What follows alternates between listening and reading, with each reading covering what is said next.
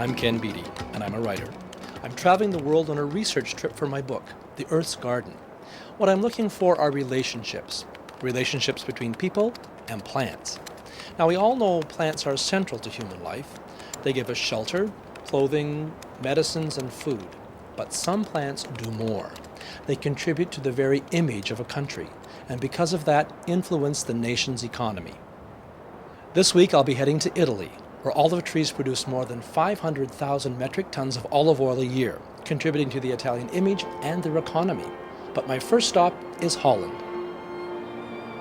The images that come to mind here are windmills, streets over canals like this one, bicycles, and my personal favorite, flowers, like the tulip. 2 out of every 3 tulips sold in the world comes from Holland. It's one of the smallest countries in Europe, but it has one of the biggest claims in the world, the Aalsmeer Flower Auction. This is where a few hundred people buy millions of flowers every morning of the week. It's 5:30 in the morning and the auction is already bustling. Inside, there are thousands of flowers being loaded onto trolleys, getting ready for the auction rooms. It's so big in here, I can't even see where the building ends. In true efficient Dutch fashion, I'm given a bicycle to make my way around. It's been a while since I've been on one, so I'm a bit nervous. People are friendly, but they're busy. I'm truly amazed at the colors in here, the aromas and the varieties. Now, it's past tulip season, but there are roses, millions of roses in every color. The auction starts at 6:30 sharp, and most of these flowers will be sold in 4 hours. It's obvious that this bike was a little harder to get off than it was to get on.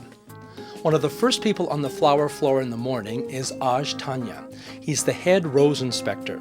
There are more than 2,000 trolleys of roses alone here this morning.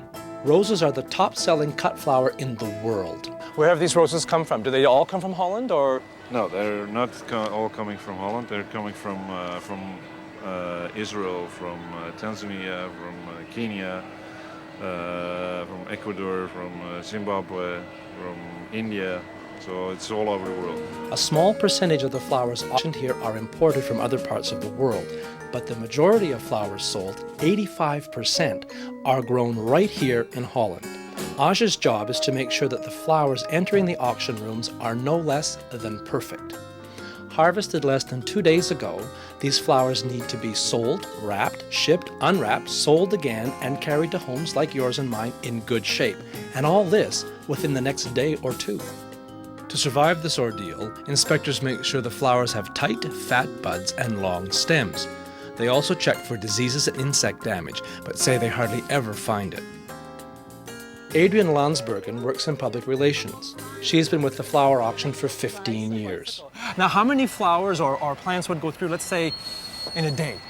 One day, every day, we sell some 17 million cut flowers and about 2 million house and garden plants. Now, that's every day? That's every day again and the year round. So when did the auction at Aalsmeer begin? It's all begun in 1911, 1912 with 2 very small auctions in Aalsmeer. On the billiard in a cafe. A cafe? In a cafe, indeed. The auction moved from the streets indoors. The first official auction house was opened in April of 1912. Originally, many growers brought their flowers to the auction by boat on the canals that crisscross through all of Holland. 85 years later, and the auction is a completely computerized warehouse, covering an area equal to that of 110 soccer fields. It's high-tech, but it's high-touch as well. High touch? What do you mean by high touch? It's emotion. It's a product, with which you express emotion. Indeed. Now, do the suppliers and the buyers, do they have emotion in it as well? They need to grow a product in a quality like this. They need to love their product. Well, I suppose. I mean, there's about, 6 more acres to go down here. Would it be fair to ask, do you have a favorite flower here? Well, I most appreciate the rose as the most emotional type of flower, especially the red rose. Red rose, yes, of course. And how many red roses, I wonder, went through this morning? Well, some 2 or 3 million. 2 or 3? The Aalsmeer Flower Auction is not only known as the biggest in the world, but also for its top quality. Growers who sell their flowers here have a little extra help. The auction runs a quality control lab. Flowers are tested for longevity and vase life. It's 20 degrees Celsius all day, all year. It's 12 hours light and 12 hours dark. Its relative humidity is 60 to 70%. All growers whose flowers are tested get a report card on the quality. They're told how long their flowers actually lasted in a vase of water. Anita told me a good quality rose should last 8 days, and the same rose with food should last more than 2 weeks. Some people never wash their vases, but really wash them thoroughly, because that's one of the most important things. And cut it with a sharp knife. That's rather important as well. There were 5 auction rooms all going at once. I quietly made my way into one of them and slipped into a seat among the gallery of buyers.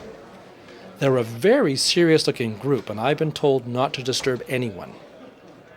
It's a silent auction. Now, buyers make their bids by pushing the electronic buttons in front of them. The flowers and the name of the grower are listed on the electronic bulletin board next to the clock. Once the trolleys pass in front of the buyers, the auctioneer sets the price of the flowers per stem. He then starts the clock, which starts the auction. As the lights on the clock drop, so does the price per stem. A buyer hits the button when he sees the price he wants to pay. One of the central players in this room is the auctioneer. Hans Kottenberg has worked here for 19 years. He records the bids on his computer. Well, I think a good auctioneer knows how much flowers there are every day. He knows the weather reports, he knows the market. Now, these flowers go worldwide. If something happens to the prices here, how does that affect the economy worldwide? Extremely. When the price is going down here, in the whole world the prices are going down. The customers look very much to the prices here on the clocks in Ellesmere. Buying flowers can be stressful. If you press the button too soon, you might pay too much. But if you wait, you might miss out on the whole lot. Hans Mars is the vice president of a company that employs many buyers. A good buyer for us is the man who can be flexible and that you can put on in many positions, on many places, in different products. But also the specialists, because those people are sitting on the same clock every day. They know exactly which growers come in, which quality they bring. Where does it go from here? So you know that what you push the button for, you got. That has to be correct and will be checked. And after which it will be divided for our customers. And after the dividing and bringing this to the packing place, it will be packed for our customers. Hans's biggest challenge is to get the flowers out of Holland and off to his customers. Many flower distributors have set up shop right in the auction house for immediate handling of the product. He says before they even bought any flowers this morning, they had already sold 80% of them. We are working worldwide. You can say the United States, Canada, France, Switzerland, Austria, Hong Kong, Taiwan, Taipei. His staff carefully divides and packages the flowers for overseas shipment. Flowers will never last longer than 14 hours without water, so efficient transportation is crucial. Flowers auctioned in Aalsmeer in the morning can be for sale in New York City that night. I still don't know how you sleep at night. I mean, I would be really worried that I'd miss the plane or something. You must depend entirely on transport. The people we are working with are very specialized. The brokers know exactly what to do, and they're very experienced also in taking care of the shipments. Yeah. So we can have a little night rest with that one. In a year we sell for a value of 2.6 billion guilders. Billion? Billion. It means, say, some 10 million guilders a day, which is quite a lot. Since that very first shipment of Dutch flowers overseas, the Dutch floral industry has really bloomed. Today, Holland holds 60% of the world's market share for imported flowers. Now that means of all the flowers sold all over the world, 60% of them come from right here. Now that's an impressive image. When I come back, we'll head to the Italian hills of Tuscany, where the olive tree is central to the image and economy of Italy. The tulip is to Holland what the olive tree is to Italy. For thousands of years, the olive branch has been a symbol of peace and honor. Olive oil was used to fuel lamps in ancient Egypt and is used in ceremony to anoint kings and bishops. The roots of the olive tree run deep in the hearts of the people of Italy. There are many olive groves in other parts of the world, but it's the Italians who have the strongest connection to this tree. The oil produced from the olives not only enhances their diet, but it feeds their spirit. I traveled to the Tuscany Valley, an area south of Florence, well known worldwide for its Chianti wines and fine extra virgin olive oil. Silvio Tacofande lives in San Casciano, a small town nestled in the valley. He's an economist. He lives in a 15th century villa overlooking hills of olive groves. He's a Tuscan who lives and breathes his olive oil. It goes with my system, and I cannot do without olive oil. Even if I have to see the olive oil on the table, at least. It's something that makes the difference when you cook, when you taste food. And I've been growing up with the olive oil. My mother was giving me a piece of bread with olive oil and salt. That was the best snack in the world, and I still do. And now I'm 50 and I still think it's the best one. Olive oil is what Silvio feeds his own children, poured fresh over bread with tomatoes and garlic. The Tacofandes are typical of most families in this area. They consume more than 1 kilo of extra virgin olive oil a week. With this kind of consumption, it's a wonder any olive oil ever leaves the country, but it does. Italy produces more than 500,000 metric tons of olive oil a year. That's 1/3 of the world's total olive oil production. And the olives around here are mostly picked by hand. I had a chance to work with the locals picking olives. The branches on the trees are a little thorny and they prick as your hand pulls the olives off. Most of the growers, however, still prefer to harvest by hand because mechanical removal hurts the tree. Like this? Harvest begins in November when at least 50% of the olives are ripe. They're easily pulled off the branches and fall to the ground. A huge parachute underneath catches them. Sonia is a 28-year-old and she's been picking olives since she was 10. Can I see your hands? See your hands? Her hands are a little rough, and I guess they would be. Workers can pick about 150 kilos of olives a day, which in this area would be the olives from 5 to 6 trees. That translates to about 5 or 6 bottles of oil, or a bottle per tree.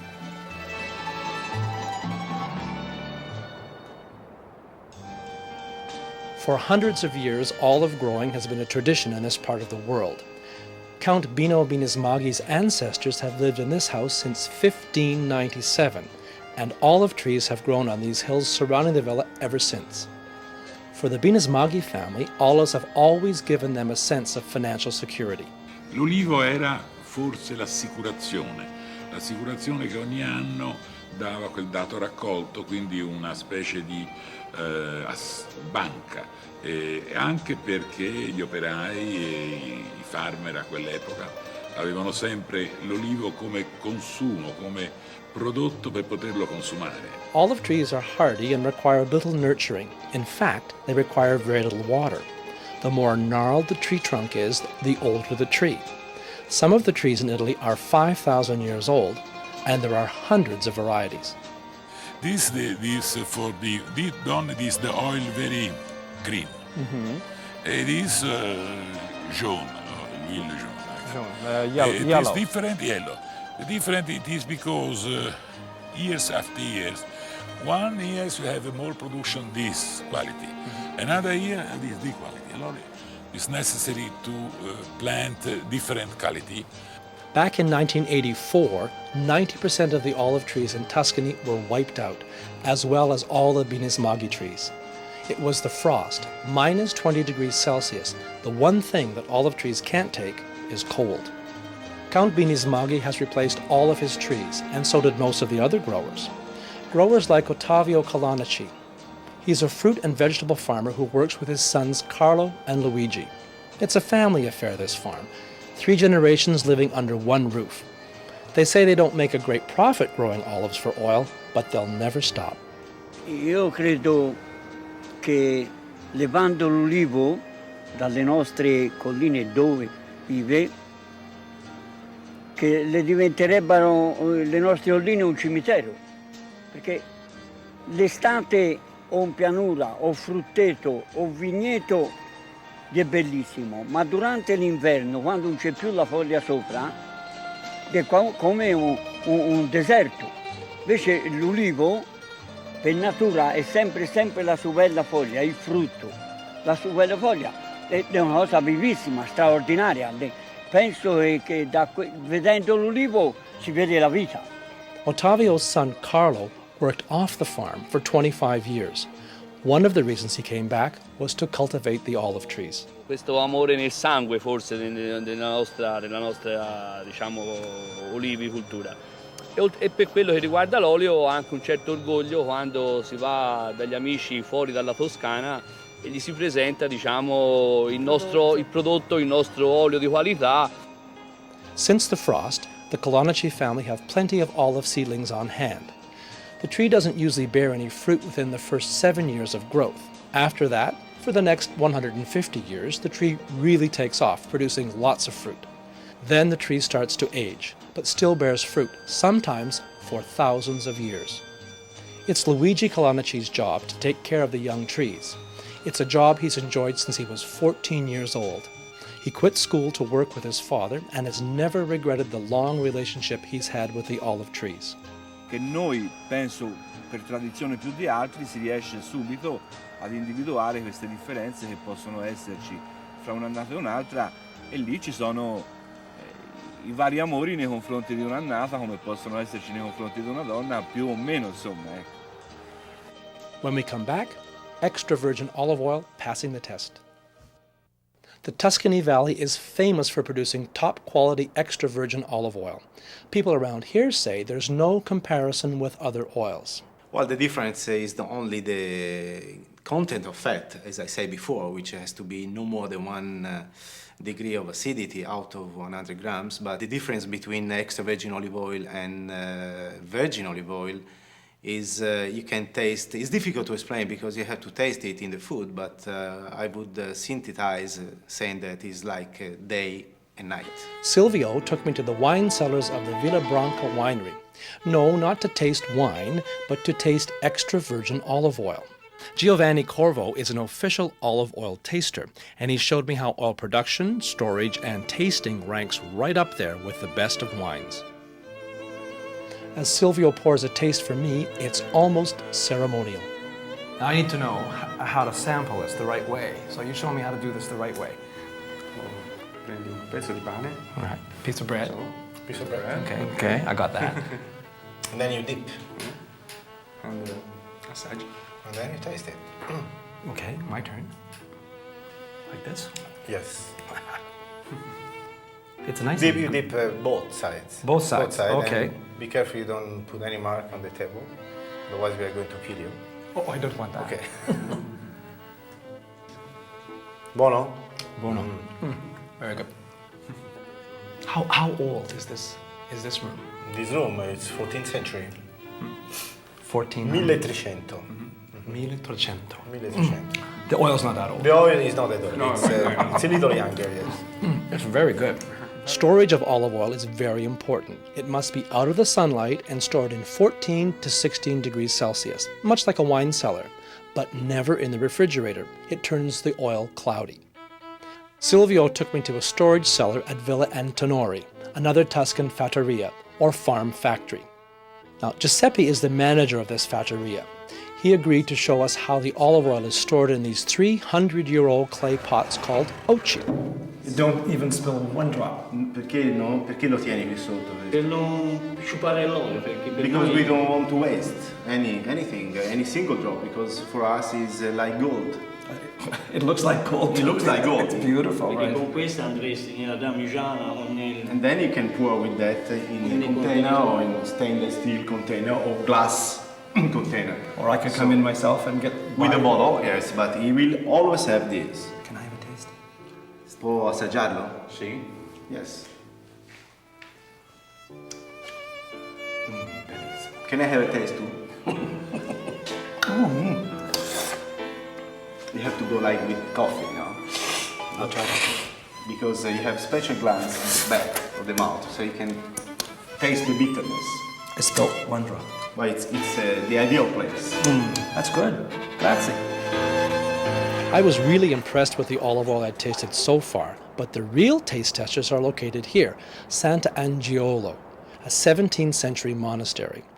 The oil tasters meet here to decide on the quality of the oil. They decide whether an oil merits being called extra virgin.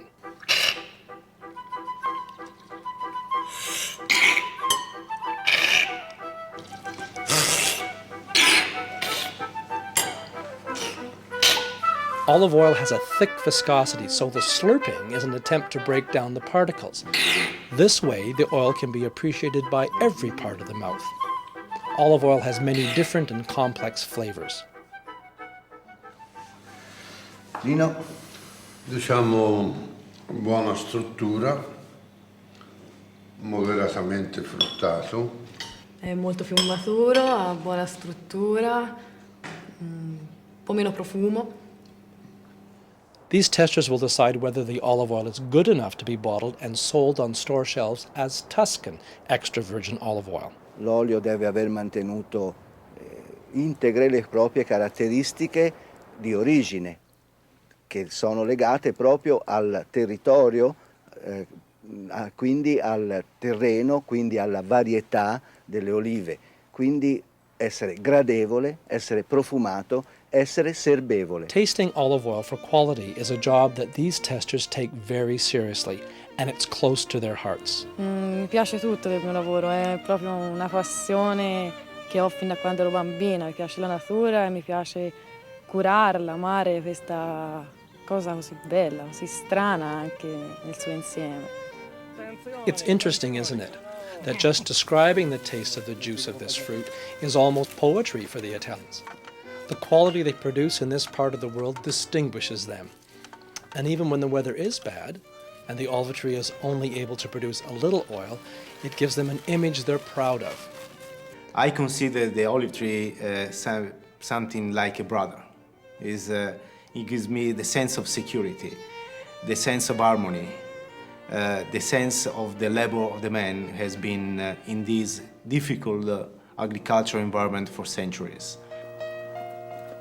Tuscany produces almost 50% of Italy's extra virgin oil, but less than 10% of that ever leaves the country.